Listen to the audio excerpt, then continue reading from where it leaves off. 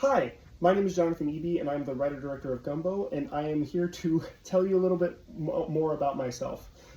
My family has a lot of roots out here in California, but I moved around a ton growing up.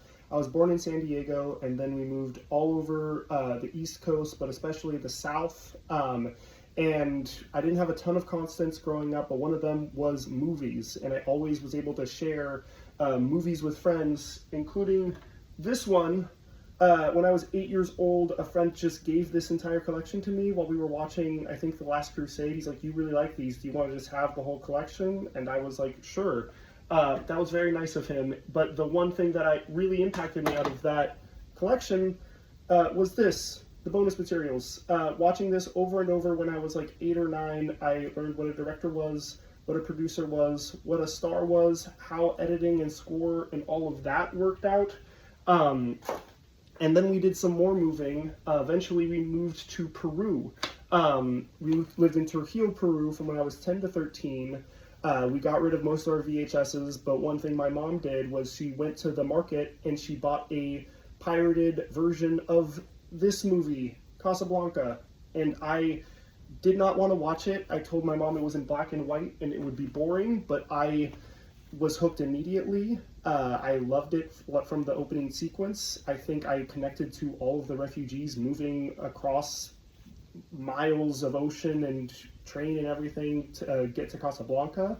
And it instantly became my favorite movie of all time, and still is.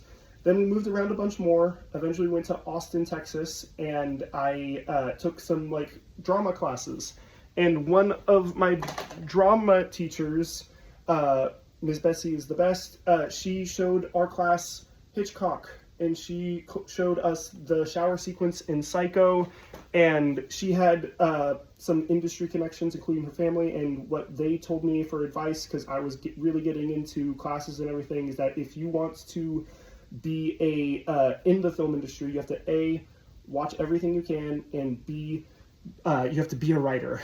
So that's what I did, but first, I took a gap year and I moved to Philadelphia. I lived in Rwanda, Kigali. I lived in Israel, Jordan, and Palestine.